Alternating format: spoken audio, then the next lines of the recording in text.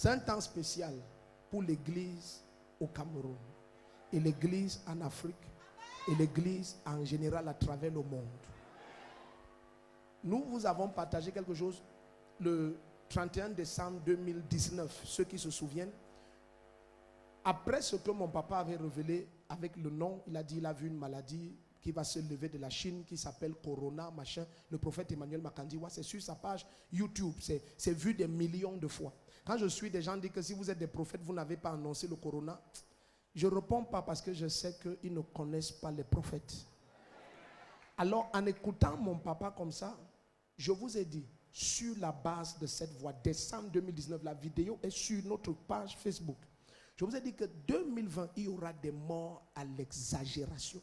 Les gens vont mourir en désordre à travers les nations et spécialement, on va avoir l'impression que les serviteurs de Dieu meurent énormément.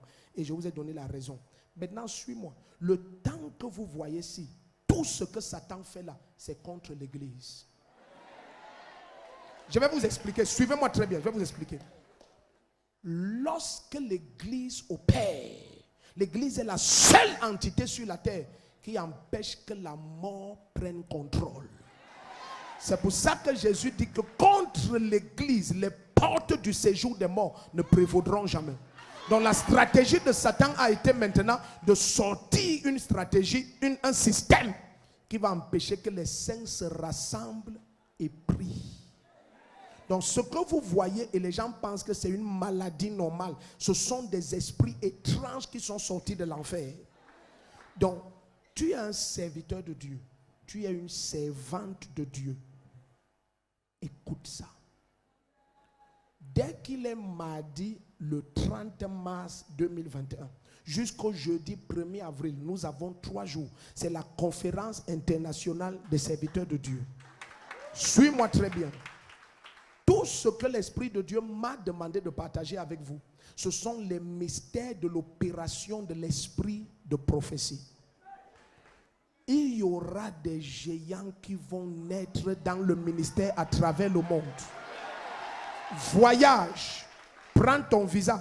Tu es un apôtre, un évêque, un évangéliste, un docteur, un ministre de la parole. Même si tu es seulement un chrétien qui a soif des profondeurs de Jésus-Christ. Sois ici derrière la gendarmerie de Mendon. Il n'y a pas d'argent à payer. Ce n'est pas un centre commercial, c'est l'église de Jésus-Christ. Inscription est libre. À l'entrée, on te remet ton badge et le matériel pour que tu écrives. Du 30 mardi, 30 mars jusqu'au jeudi 1er avril. Ce qui doit arriver, ça va arriver. Suis-moi. Voyage, sois ici. Nous avons 2 sessions par jour. Le matin, nous commençons très tôt à 6h par l'intercession, 9h l'enseignement et nous nous reposons 13h l'intercession parce que nous voulons avoir 6 heures de prière chaque jour et 17h la grande session du soir. Tous les mystères d'opération de l'esprit de prophétie, ça va t'être révélé, tu vas être imparti. Pourquoi? La seule chose que le diable craint le plus en cette fin de temps, c'est ceux qui voient et entendent en Jésus-Christ. Parce que Satan aime faire ces choses dans les ténèbres. Il n'aime jamais se présenter lui-même. Il est venu par un serpent. Ce n'était pas lui-même. Il est encore venu par un serpent au temps de Jésus-Christ. Ce n'était pas lui-même. Il a parlé à un moment au travers de Pierre.